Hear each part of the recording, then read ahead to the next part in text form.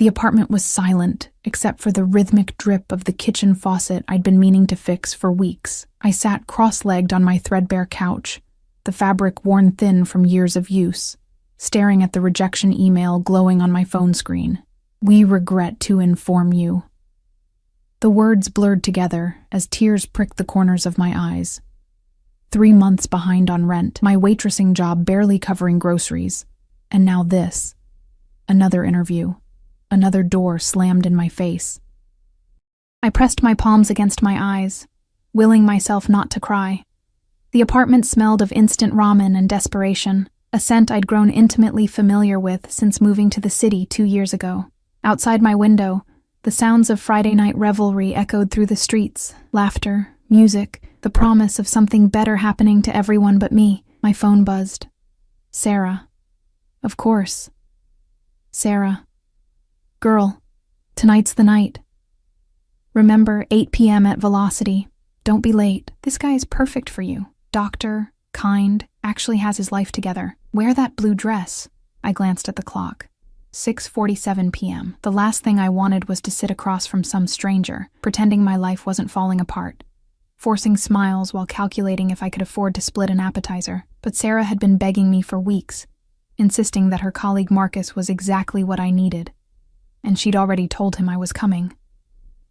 With a heavy sigh, I dragged myself to the shower, letting lukewarm water wash away the sticky heat of the day.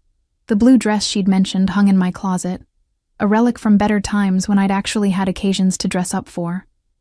The fabric whispered against my skin as I pulled it on, the color bringing out my eyes even as it emphasized how much weight I'd lost from stress and skipped meals.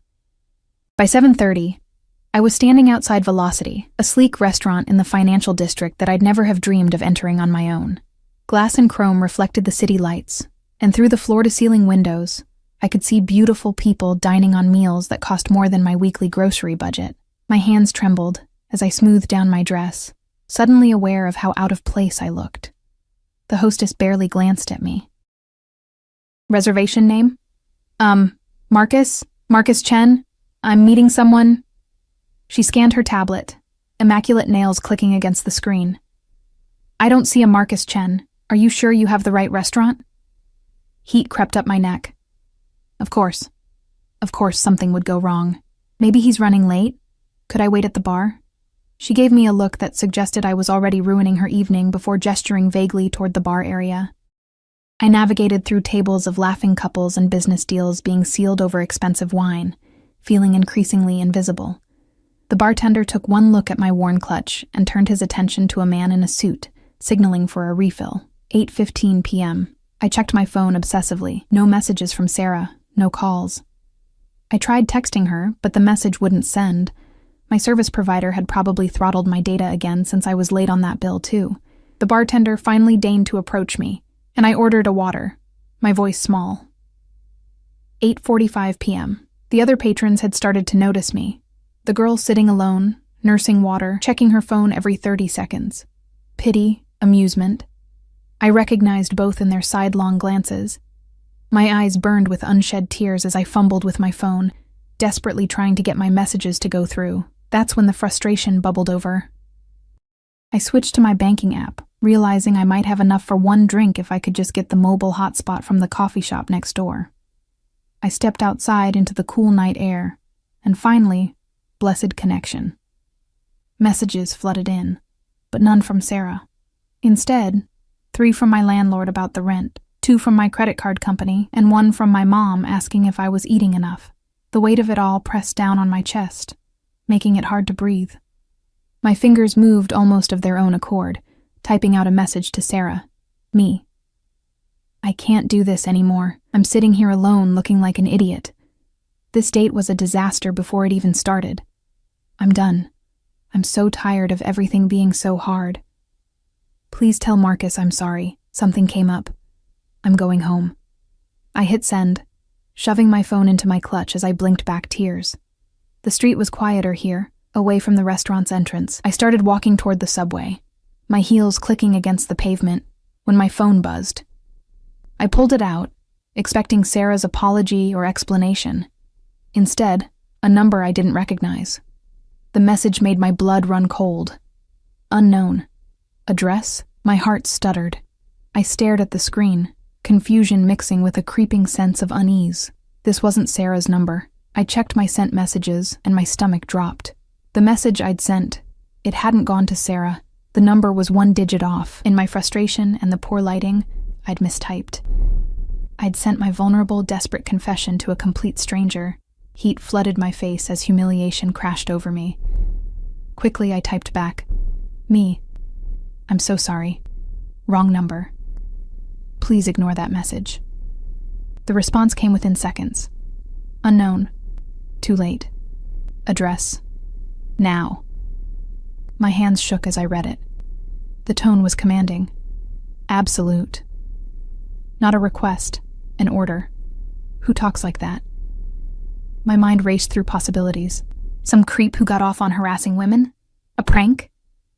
But something about the stark simplicity of those words made my skin prickle with awareness.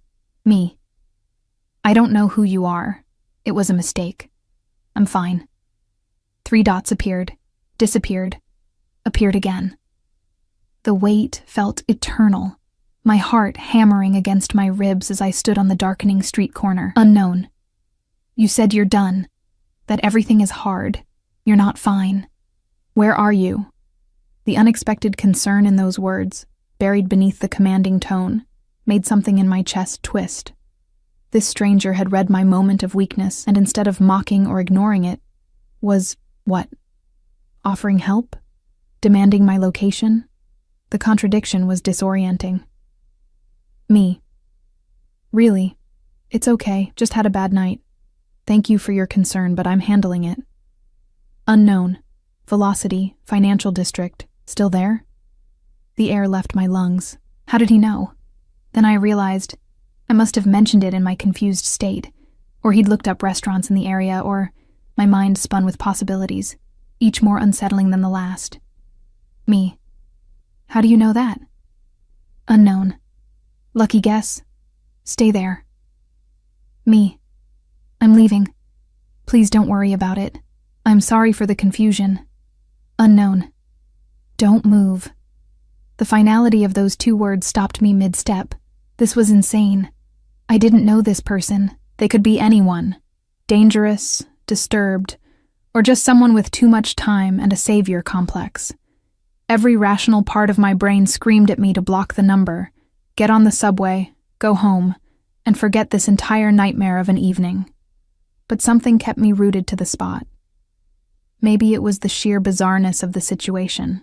Maybe it was that commanding tone that expected obedience and somehow made a part of me want to give it.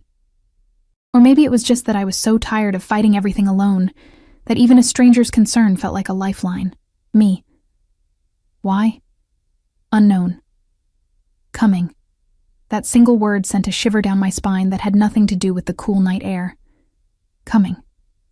Present tense. Active. Definite. Someone was on their way to me right now. A person whose face I couldn't picture, whose intentions I couldn't guess, whose very existence had been unknown to me 15 minutes ago. I should run. I should block the number and disappear into the subway tunnels and never think about this again.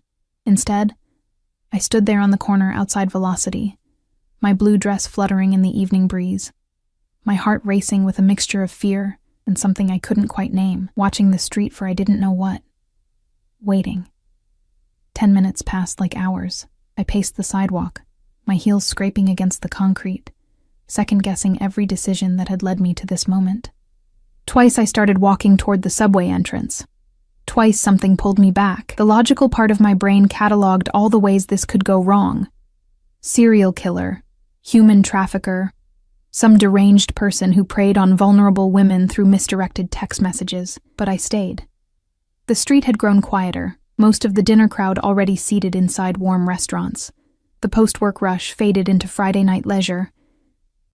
I hugged my arms around myself, the evening chill seeping through my thin dress. When I heard it. The low, powerful purr of an expensive engine, a black SUV turned the corner, moving with predatory grace through the sparse traffic. The windows were tinted so dark they seemed to absorb light rather than reflect it. Everything about the vehicle screamed money and power. the glossy paint that probably cost more than my yearly rent, the chrome accents catching the streetlights, the way other cars seemed to give it space instinctively. It pulled up to the curb directly in front of me, and my breath caught. The back door opened before the vehicle had fully stopped, and a man emerged. I'd expected someone intimidating, maybe, given the commanding texts. What I hadn't expected was this. A figure that seemed to reorganize the very air around him. He was tall, well over 6 feet, with broad shoulders that filled out a charcoal suit that looked like it had been sewn onto his body by some master tailor. Dark hair, slightly longer on top, swept back from a face that could have been carved from marble, sharp jawline, high cheekbones, and eyes so dark they appeared black in the streetlight. But it wasn't his appearance that made my heart stutter. It was the aura of absolute authority that radiated from him like heat. The way he moved. Economical, purposeful, like a predator who'd never known what it meant to be prey.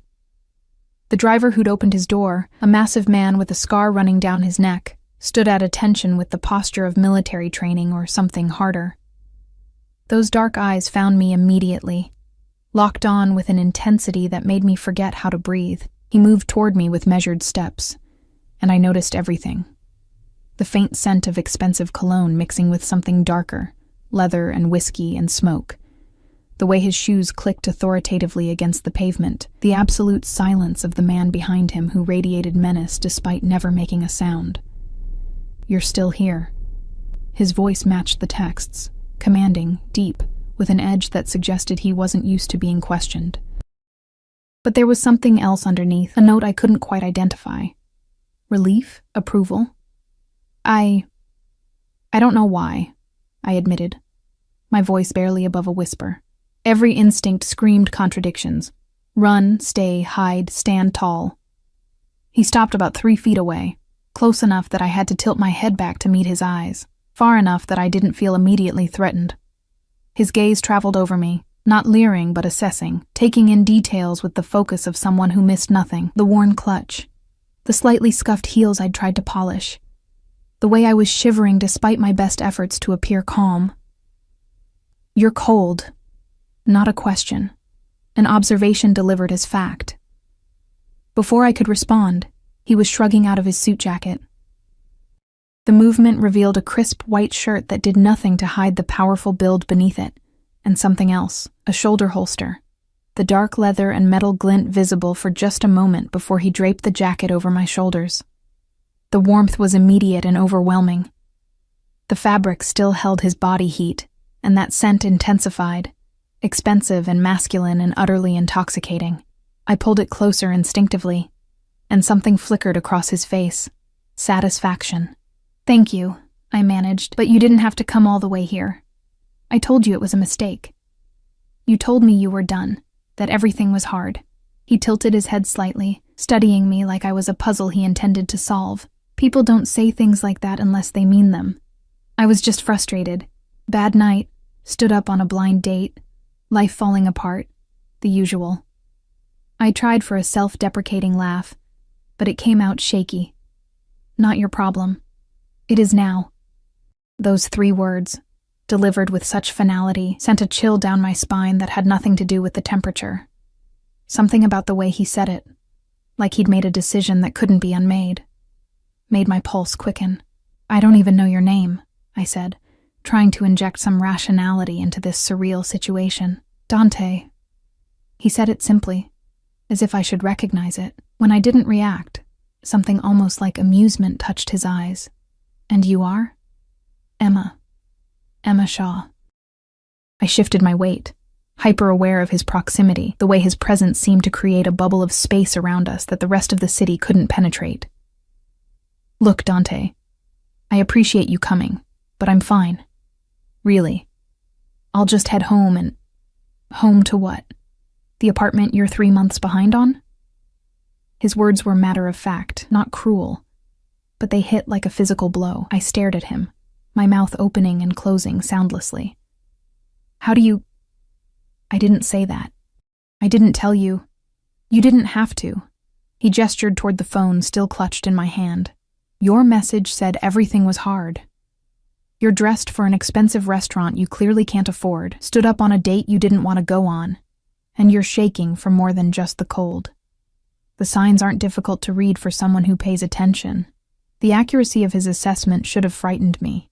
Instead, I felt oddly exposed, like he'd seen straight through all my carefully maintained pretenses to the desperate truth underneath. No one had really looked at me, seen me, in so long that even this stranger's attention felt both terrifying and validating. "I should go," I whispered, but I didn't move. "You should eat." He glanced toward Velocity, then back at me, making some internal calculation. "When was your last meal?" "I had lunch." A lie. It had been yesterday's lunch, actually. Breakfast had been black coffee, and I'd been planning to skip dinner to save money. His eyes narrowed, and I had the distinct impression he knew exactly how much truth that statement held. Without breaking eye contact, he made a subtle gesture with his hand. The driver materialized beside him instantly, leaning in as Dante murmured something too quiet for me to hear. The driver nodded and spoke into a device at his wrist. "What are you doing?" I asked, alarm rising. "Taking care of you." He said it like it was obvious, like he'd already decided my fate, and my agreement was merely a formality. "There's a car coming. We're going somewhere you can eat properly." "I can't just go with you. I don't know you. You could be anyone." I could be. That almost smile touched his lips again, dangerous and knowing. But I'm not. And deep down, you know that, or you wouldn't still be standing here. He was right, and that terrified me more than anything else. Some instinct I didn't understand was telling me that despite the obvious danger radiating from this man, despite every logical reason to run, I was safer with him than I'd been in months. It made no sense. It went against every rule I'd ever learned about stranger danger and self-preservation, but when a sleek black sedan pulled up beside the SUV and Dante extended his hand to me, palm up, waiting with infinite patience for me to make a choice that felt inevitable, I took it. His fingers closed around mine, warm and strong and possessive, and something shifted in the air between us. His thumb brushed across my knuckles, a gesture so gentle it contrasted sharply with the hardness in his eyes, and I saw something flicker in his expression. Hunger, not the kind that could be satisfied with food. "Wise choice, Emma Shaw," he murmured, and guided me toward the waiting car. The driver, a different one this time, equally imposing, opened the door. The interior was all black leather and tinted windows, the kind of luxury I'd only seen in movies. Dante waited until I was seated before sliding in beside me, close enough that I could feel the heat of his body, smell that intoxicating scent that seemed to wrap around me. The door closed with a solid final sound. Through the tinted windows, the city looked different, distant, like we'd entered another world entirely. Dante's phone buzzed, and he glanced at it, his expression hardening into something that made my breath catch. Pure, cold fury flashed across his face for a moment before he controlled it, typing out a response with swift, precise movements. "Problem?" I asked without thinking. He looked at me, and the fury faded, replaced by something I couldn't read. "Nothing that concerns you. Everything about this concerns me," I pointed out, trying to sound braver than I felt. "I'm in a strange car with a man I don't know, going to an unknown location. I think I have a right to some information." That earned me a real smile, small but genuine, transforming his face from merely handsome to absolutely devastating. "Fair enough. We're going to my restaurant, private dining room. You'll eat, we'll talk, and then I'll have you driven home safely. You have my word." The word of a stranger. The word of Dante Caruso. He said the last name with weight, watching my face for recognition. I searched my memory but came up blank. Should that mean something to me? Something crossed his expression. Surprise, maybe. Or something more complex. "Refreshing," he murmured, almost to himself. Then louder. "Most people in this city know that name." "I'm not most people," I said, lifting my chin with a defiance I didn't feel.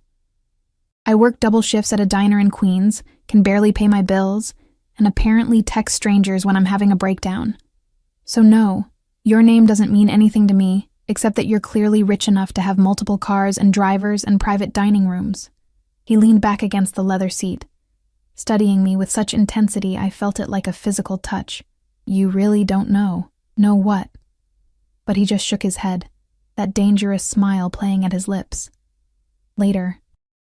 For now, just trust that you're safe with me." The problem was, I did.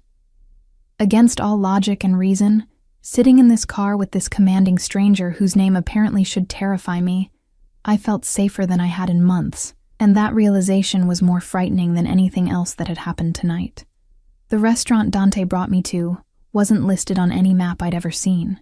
We drove for 20 minutes through increasingly upscale neighborhoods until we pulled up to what looked like a historic brownstone, discreet and elegant, with no sign announcing its purpose. The only indication it was anything other than a private residence was the subtle valet station, and the way two men in dark suits straightened to attention the moment our car appeared. Dante's hand found the small of my back as we exited the vehicle, the touch proprietary and warm even through his jacket that I still wore. The men at the entrance nodded with deep respect, or was it fear, as we passed. Inside, the space was breathtaking. Exposed brick walls, Edison bulbs casting warm amber light, the scent of fresh bread and herbs, and something rich cooking in wine sauce. But we didn't stop in the main dining room, where well-dressed patrons looked up with curiosity. Dante guided me toward a staircase at the back, his hand never leaving my back, while a woman who appeared to be the manager rushed over. "Mr. Caruso, we weren't expecting—" "The upstairs room, immediately." His tone left no room for discussion. "And have Marco prepare the full tasting menu, wine pairing, water, and espresso after." "Of course, sir, right away." She disappeared in a flurry of efficient movement. We climbed the stairs, and I became aware of another presence behind us. One of Dante's men, keeping a discreet distance but always there. The second floor held only 3 doors, and Dante opened the center one to reveal an intimate dining room that stole my breath. Floor-to-ceiling windows overlooked the glittering city, a single table set for 2 beneath a crystal chandelier, fresh orchids in a centerpiece that probably cost more than my rent. Candles flickered in wall sconces, casting dancing shadows across cream-colored walls adorned with original artwork I was fairly certain I'd seen in museums. "This is too much," I whispered, suddenly overwhelmed. "I can't sit." Not harsh, but absolute. He pulled out a chair, waiting. I sat because my legs were shaking, because the surreality of the evening had finally caught up with me. Because when Dante Caruso told you to do something, some primal part of your brain simply obeyed. He took the seat across from me, and even sitting, he radiated power. He'd rolled up his shirt sleeves during the car ride, revealing forearms that spoke of strength, and I noticed for the first time the edge of a tattoo peeking out. Dark lines that looked like they might be part of something larger, hidden beneath the expensive fabric. A waiter appeared with water and wine, pouring with practiced precision before vanishing like smoke. We were alone, but I knew the guard was just outside the door. The silence stretched between us, charged and heavy. "Why are you doing this?" I finally asked. "The truth." "Please." Dante lifted his wineglass, studying the dark liquid before his eyes met mine. "You asked me a question in the car, if my name should mean something." He took a sip, set down the glass with controlled precision. "Dante Caruso. My family controls the ports, the unions, certain business interests in this city. We have for 3 generations." The words hung in the air, their implications slowly sinking in. Ports, unions, business interests. The way people had reacted to him, the guards, the private dining room in a restaurant with no name, the gun I'd glimpsed in his holster. I couldn't say it, couldn't make the word form. "Mafia," he finished calmly, as if discussing the weather. "Yes." I should have run. Every survival instinct should have sent me bolting for the door. Instead, I sat frozen, my heart hammering, staring at this beautiful, dangerous man who'd just confirmed my worst suspicion with the casualness of someone ordering coffee. "And you brought me here because you needed help, because you sent me a message that showed me someone vulnerable and alone and breaking, because—" He paused, something flickering across his face, because when I read your words, I felt something I haven't felt in a very long time. The need to protect. You don't know me. No, he agreed, not yet. But I will. The certainty in his voice sent a shiver through me. Before I could respond, waiters appeared with the first course. Delicate scallops on a bed of microgreens, the presentation like edible art. My stomach growled audibly, betraying how long it had been since I'd eaten properly. Eat, Dante commanded softly. We'll talk after. I wanted to argue, to demand more answers, but the food was there and I was starving and my body overruled my brain. The first bite exploded with flavor, butter and citrus, and the perfect sear of the scallop. I couldn't suppress the small sound of appreciation that escaped me. Dante's eyes darkened as he watched me eat, an intensity in his gaze that made me acutely aware of every movement, every taste, every small pleasure. He barely touched his own food, focused entirely on me with a concentration that felt almost predatory. You're not eating, I observed, trying to break the spell of his attention. I'm enjoying watching you. Direct, unashamed. His eyes never left my face. You make the smallest sounds when you taste something good. I want to know what other sounds you make. Heat flooded my cheeks, the innuendo unmistakable. That's... You can't just say things like that. Why not? It's the truth. He leaned forward slightly, his presence overwhelming even across the table. I don't believe in wasting time with games, Emma. I see something I want, I take it. And I want you. The bluntness of it stole my breath. You don't even know me, I repeated weakly. I know you're struggling, but too proud to ask for help. I know you have a friend named Sarah who sets you up on blind dates you don't want. I know you pretend to be stronger than you feel, but underneath, you're breaking from the weight of carrying everything alone. His voice dropped lower, intimate. I know that when I put my jacket around your shoulders, you pulled it closer and breathed in deep, like you were trying to memorize the scent. I know you're sitting here with me when every rational thought is telling you to run, because some part of you recognizes that I can give you what you need. And what's that? My voice came out barely above a whisper. Safety. Security. Someone to handle the things that are breaking you. He reached across the table, his fingers brushing mine. The contact was electric. Let me take care of you, Emma. I don't need to be taken care of. I can handle my own problems. Can you? Not cruel, just factual. 3 months behind on rent. Work to exhaustion at a job that doesn't pay enough. Skipping meals. When was the last time someone actually helped you instead of taking from you? I pulled my hand back, anger flaring. You don't get to... I do. He sat back, but his eyes never wavered. Because I'm offering you a choice. Keep struggling alone, or accept my help. Nothing is free. What do you want in return? A smile curved his lips, dangerous and knowing. Smart girl. You're right. Nothing is free. What I want is you. In my life. Under my protection. In my bed, eventually, when you're ready. I want to know everything about you. I want to be the one you text when you're falling apart. I want to solve your problems and watch you flourish instead of barely surviving. The honesty was overwhelming. No games, no subtle manipulation, just raw, direct desire laid out like cards on a table. Part of me wanted to laugh at the absurdity. This man, this powerful, dangerous stranger wanted to... What? Keep me? Own me?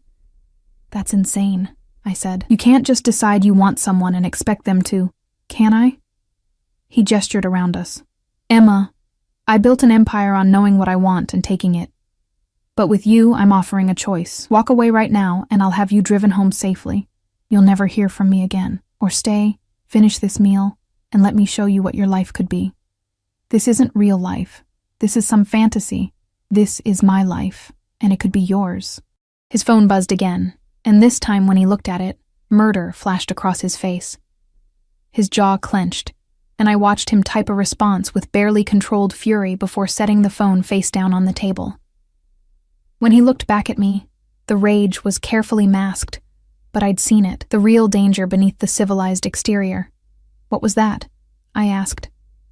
Business. Someone who needs to be reminded of their place. He said it casually, but the threat underlying the words was unmistakable. This was what he was. Not just the luxury and protection, but the violence and darkness too. The second course arrived, pasta that melted on my tongue, each bite better than the last. I ate slowly now, thinking, processing, trying to understand how my life had spiraled from a failed blind date to sitting across from a mafia boss who claimed to want me. Why me? I finally asked. You could have anyone. Why a broke waitress who texted you by accident? Something shifted in his expression, a flash of old pain before it was shuttered away. My mother, he said quietly, grew up poor, struggled. My father saw her working 3 jobs to support her sick brother, barely eating, breaking herself for people who didn't deserve her sacrifice. He fell in love with her strength, her resilience, her refusal to give up even when everything was against her. He gave her the world, protected her, cherished her until the day she died. He paused, his fingers drumming once against the table, the only sign of emotion. When I read your message, I heard my mother in your words. That exhaustion, that moment of breaking. And I thought, his eyes met mine, and the intensity there made my breath catch. I thought I want to be for you what my father was for her. The confession hung between us, raw and honest and terrifying in its implications. This wasn't just attraction or whim. This was something deeper, something that spoke to whatever darkness drove Dante Caruso. Your father? Is he still alive? No. Killed when I was 19, betrayal from within our own organization. His voice went flat, emotionless in the way that suggested deep wells of controlled rage. I took over, found the traitor, made an example. No one has dared to betray the Caruso family since. I should have been terrified. Instead, I felt a strange pull toward this man who wore danger like a second skin, but looked at me like I was something precious and fragile that needed protecting. I don't know what to say, I admitted. Say you'll let me help you. Say you'll give us, a chance. He reached across the table again, palm up, waiting. 1 week.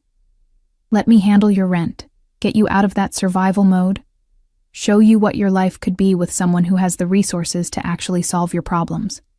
If after 1 week you want to walk away, I'll let you go. No strings, no threats. You have my word. And if I stay?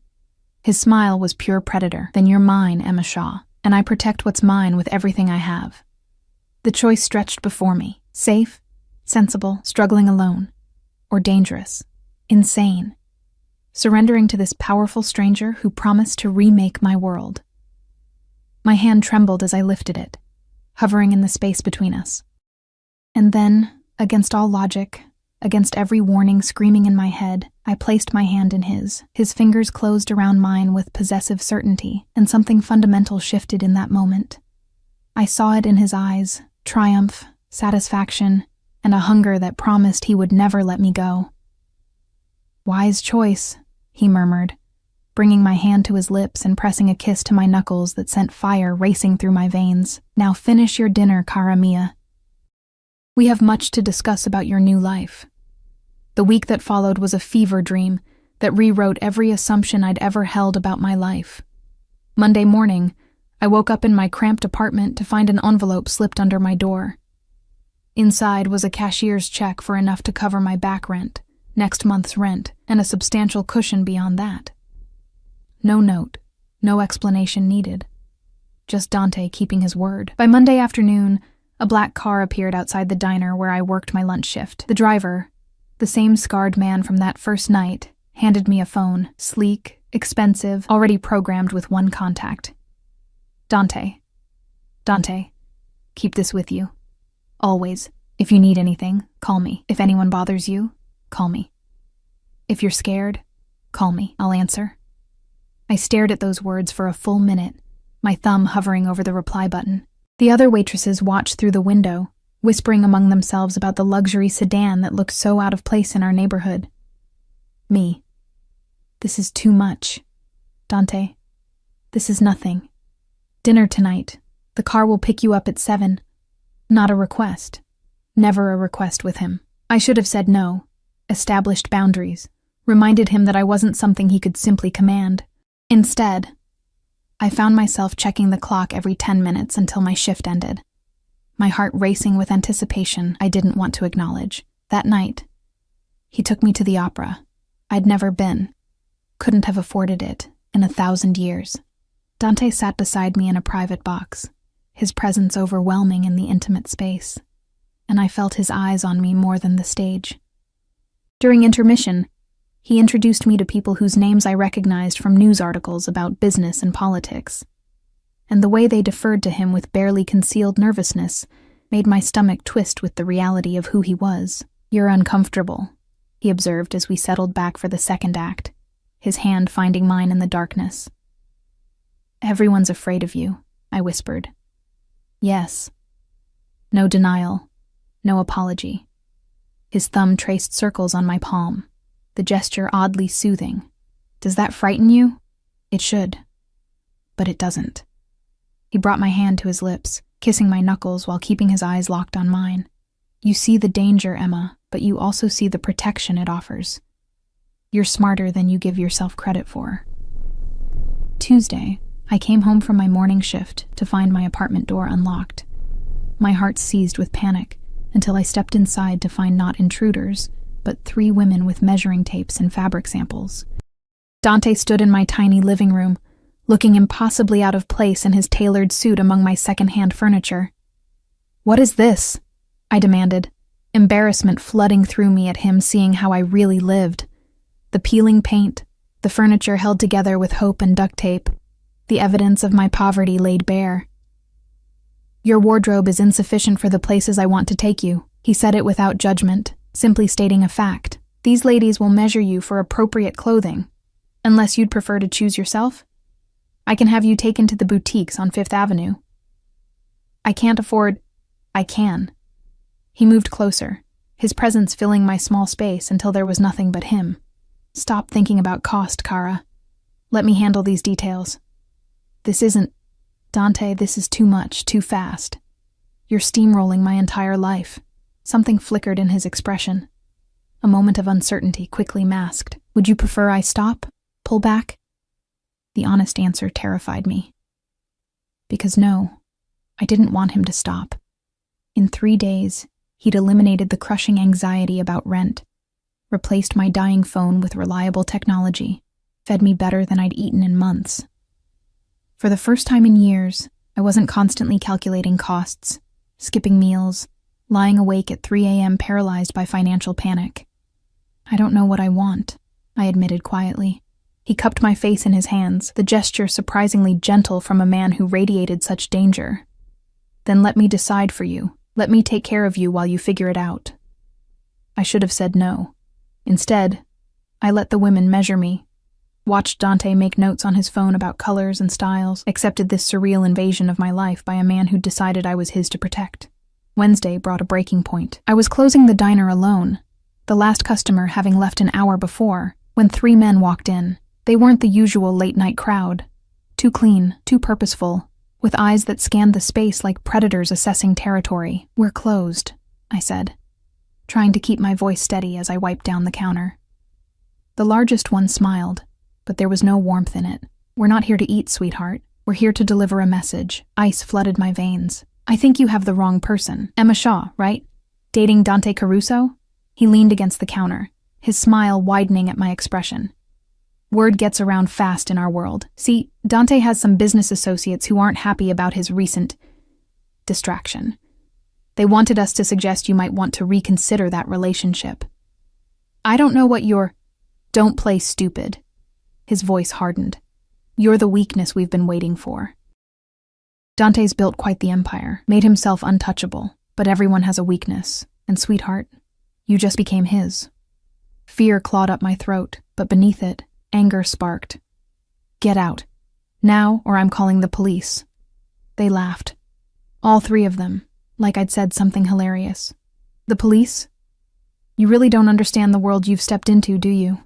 The leader reached across the counter, his hand closing around my wrist with bruising force. "Here's what's going to happen. You're going to tell Dante you're done, made a mistake, scared of his world, whatever. And you're going to disappear from his life before you cause problems for people who don't appreciate. The door exploded inward. I'd never seen violence like that before. Dante moved with lethal efficiency, crossing the space in seconds.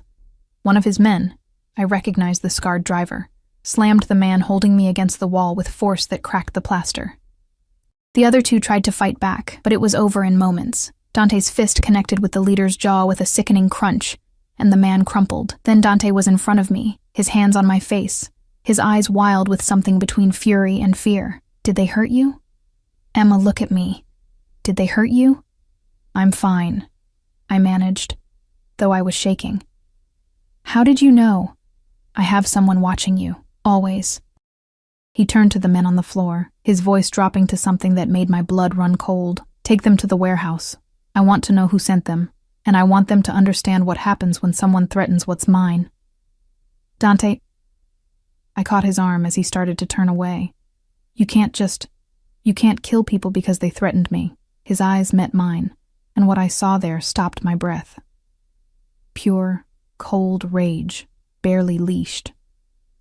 I will. Anyone who touches you, threatens you, even looks at you wrong, they forfeit their lives. This is what I am, Emma. This is the protection I offer. The scarred driver and two others I hadn't noticed arrive were hauling the men out through the back. The leader was conscious enough to whimper, blood streaming from his broken nose. I should have felt horror, should have called the police, should have run from this graphic display of violence. Instead, I felt safe. Take me home, I whispered. My home, he corrected, and the possession in his voice sent a shiver through me that had nothing to do with fear. You're not staying alone tonight. Pack a bag. You're staying with me until I know who sent them, and every threat is eliminated. Dante, I can't just... You can. You will. He pulled me against him, and I felt the rapid beat of his heart, the tremor in his hands that betrayed how affected he was despite his controlled exterior. When I got the alert that someone had entered the diner after closing, when I realized you were in danger, his grip tightened. You're not going anywhere, I can't protect you. Not until this is handled. An hour later, I stood in the penthouse apartment that Dante called home, a space so luxurious it made my apartment look like a storage closet. Floor-to-ceiling windows overlooked the glittering cityscape, and everywhere I looked spoke of wealth I couldn't begin to comprehend.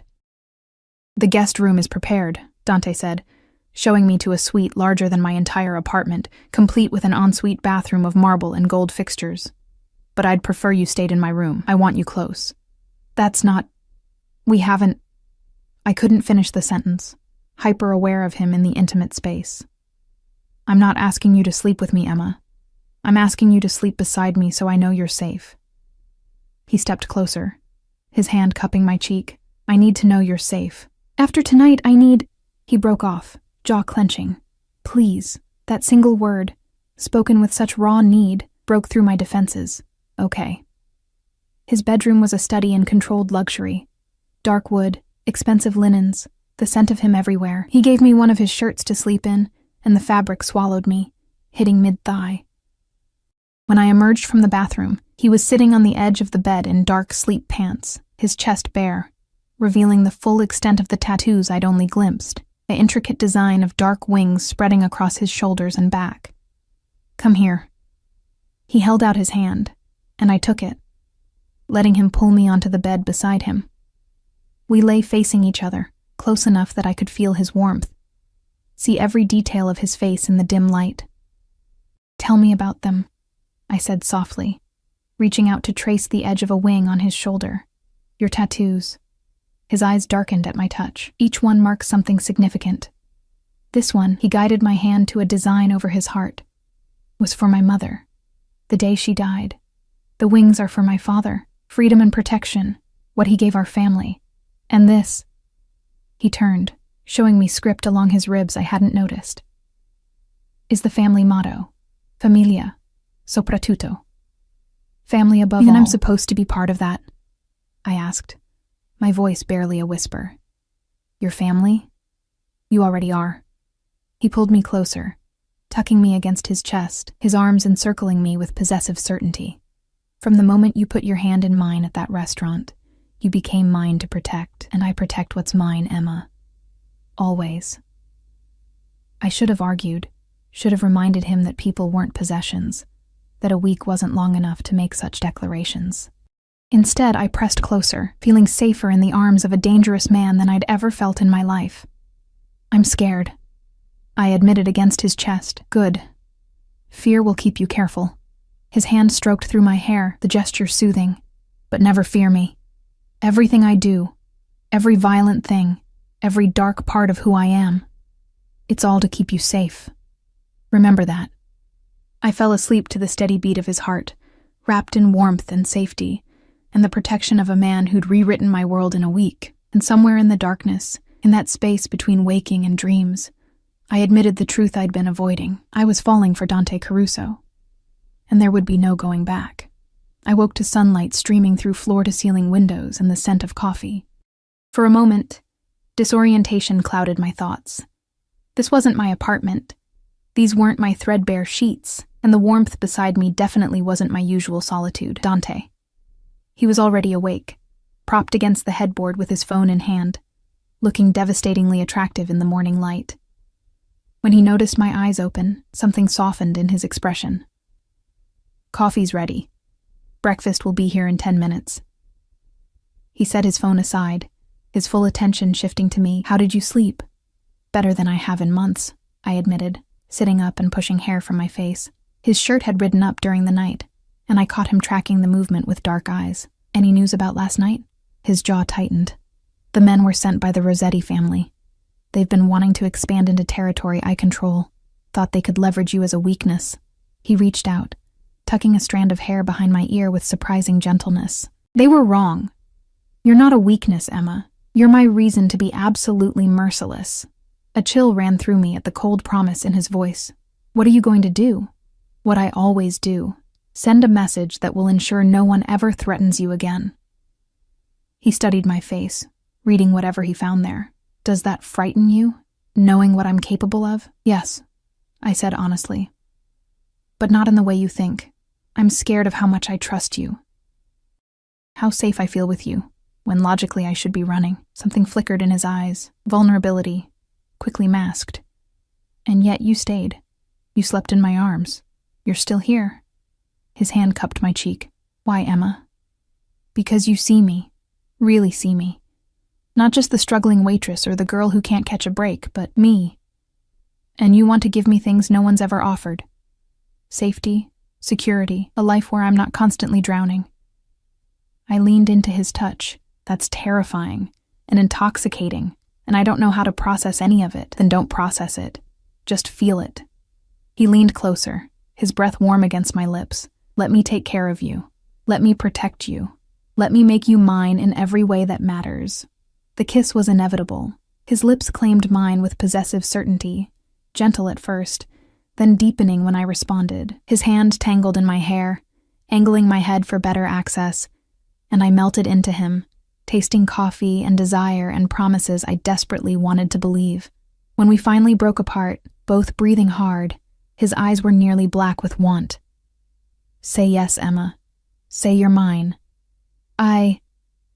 His phone exploded with buzzing, shattering the moment. Dante cursed in Italian, glancing at the screen, and the tenderness vanished from his face. I have to take this. He pressed a quick kiss to my forehead before standing, already shifting into the ruthless businessman as he answered. Talk. I watched him pace to the window, his voice dropping into rapid Italian punctuated with commands that needed no translation. This was his world, power and violence, and decisions that affected lives, and he wanted me in it. Breakfast arrived as promised, a spread that would have fed 10 people, delivered by staff who moved with quiet efficiency and never met my eyes. After Dante's call ended, we ate in comfortable silence, though I noticed he kept his phone close, checking it with increasing frequency. I need to handle some business today, he said finally, his tone apologetic. Rossetti's move requires immediate response, but I want you to stay here, where it's safe. I've assigned Marco, he gestured to the scarred driver who appeared in the doorway, to remain with you. Anything you need, tell him. I can't just hide in your apartment. You can. You will. He stood, buttoning his suit jacket, transforming into someone harder, more dangerous. The people I'm dealing with today won't hesitate to use you against me if given the chance. Until I've handled this situation, you stay here, protected, safe. The command rankled, but I saw the fear beneath it, the same fear that had driven him to my rescue last night. How long? Today. Maybe tomorrow. He came around the table, tilting my chin up to meet his eyes. I know you hate feeling trapped, but this is temporary. Once the Rossettis understand the consequences of threatening you, once I've made an example that will ripple through every family in this city, you'll have freedom again. My protection without the cage. And if I can't handle this life, the violence, the danger, the waiting while you do terrible things to people who crossed you, his thumb brushed across my lower lip, the gesture achingly tender. Then I'll let you go, like I promised. 1 week, Emma. We're on day 5. 2 more days. And if you want to walk away, I'll honor that. But I don't think you will. Why not? Because you feel it too, this pull between us, this recognition that we fit in ways that shouldn't make sense but do. He leaned down, his lips brushing mine.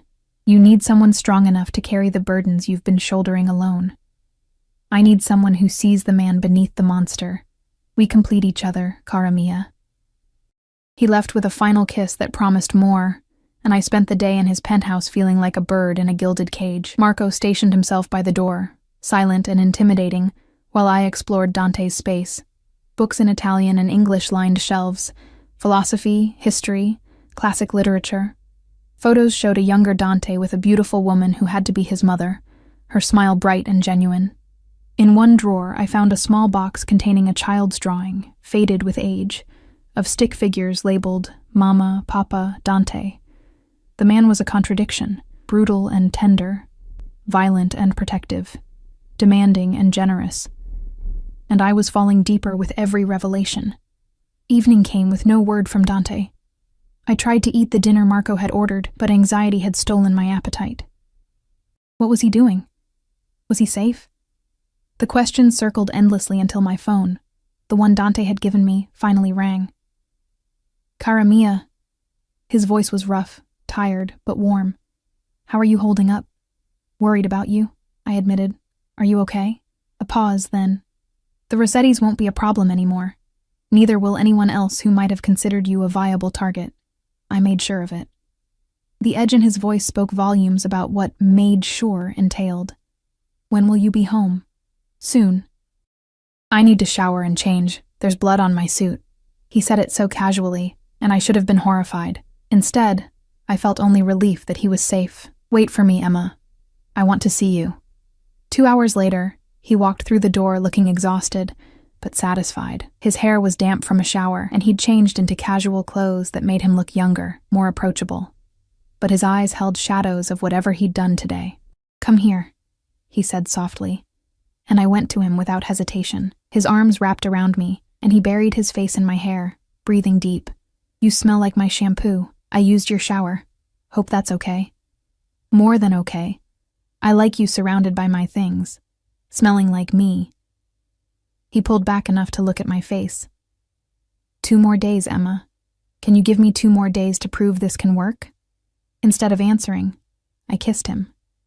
Poured everything I was feeling, the fear, the desire, the growing certainty that this dangerous man had become essential to me, into that kiss. He responded with hungry intensity, lifting me effortlessly and carrying me to the couch, settling me on his lap without breaking the kiss. Is that a yes? He murmured against my lips. It's a convince me, I breathed back. His laugh was low and dark and full of promise. Challenge accepted. The next 2 days blurred together in a haze of luxury and intimacy. Dante took time off from his business to focus on me, showing me his city through new eyes. We had breakfast at a cafe where the owner greeted him like royalty, lunch at a rooftop garden I hadn't known existed, dinner at small family restaurants where the matriarchs pinched his cheeks and called him il mio ragazzo. He introduced me to parts of his world, the legitimate businesses that fronted his empire, the community centers his family funded, the people who depended on Caruso protection. I saw how he wasn't just feared but respected, how his word was law, but also how he used that power to help those who couldn't help themselves. My father taught me that power without purpose is tyranny, he explained as we walked through a neighborhood playground his family had built. We take from those who can afford it and protect those who can't. It's not altruism. It's enlightened self-interest. Loyal communities don't report to the authorities. You make it sound almost noble. It's not. I'm not noble, Emma. I've killed men, ruined lives, done things that would haunt anyone with a conscience. He stopped, turning to face me fully. But I'd do it all again to keep you safe. To keep this... He gestured between us. Protected. Does that make me a monster? Maybe, I said honestly. But you're my monster. The possessive satisfaction that flashed across his face should have worried me. Instead, it sent heat pooling low in my stomach. That night, when he kissed me goodnight at the door to my guest room, I'd been sleeping there the past 2 nights, needing space to think. I almost pulled him inside. Almost. On the 7th day, exactly 1 week from that first chaotic text, Dante brought me back to my apartment. The space looked different now. He'd had it cleaned, repaired, made livable again. But it felt foreign, like a costume I'd outgrown. Decision time, he said quietly, standing in the center of my tiny living room. You've seen my world, experienced what I can offer, understood the dangers and the benefits. Now you choose, Emma. Stay in this life, struggling alone, safe from my darkness, or come with me. Be mine. Accept everything that means, the protection, the luxury, the violence, the possession. Those aren't exactly equal options. No, he agreed, they're not. One keeps you safe from me, but leaves you vulnerable to everything else. The other makes you mine to protect, but ties you to a dangerous man in a violent world. Choose. I looked around my apartment, at the evidence of my old life, the struggle, the loneliness. Then I looked at Dante, this beautiful, terrifying man who'd crashed into my existence and offered me everything I'd never dared dream of. I choose you, I whispered. God help me. I choose you. The transformation on his face was breathtaking, pure triumph and relief, and something that looked dangerously close to love. He crossed the space between us in 2 strides, lifting me into his arms and kissing me with bruising intensity. Mine, he growled against my lips. Say it. Yours, I breathed back, and felt something fundamental shift in the universe. I'm yours, Dante. Forever, cara mia. Once you're mine, I never let go. It should have sounded like a threat. Instead, it sounded like a promise of safety I'd been searching for my entire life.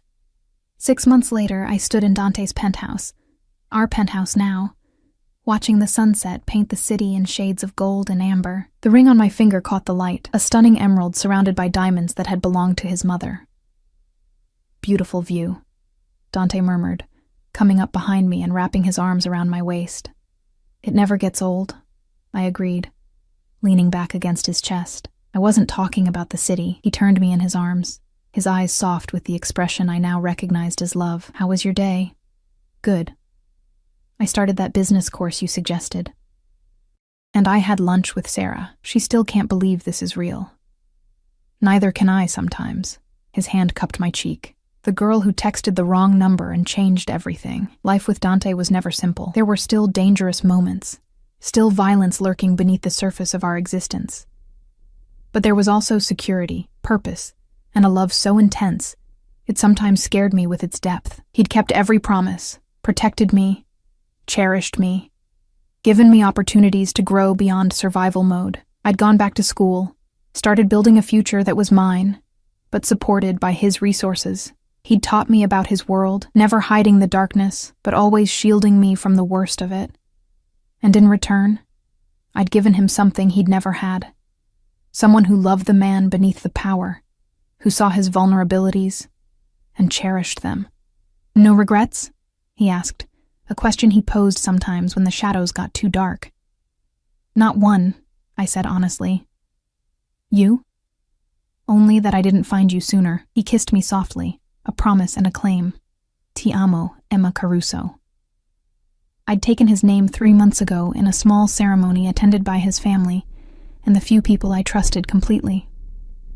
Emma Caruso, wife of a mafia boss, protected, possessed, and utterly, completely in love. "I love you too," I whispered back. Outside, the city glittered with possibility. Inside, wrapped in the arms of my dangerous, devoted husband, I was finally truly home. The girl who'd texted the wrong number had found exactly what she needed, not a savior, but a partner powerful enough to stand beside her, fight for her, and love her with an intensity that would burn away any threat that dared come close. And I'd learned that sometimes, the most beautiful things in life came from the most unexpected mistakes.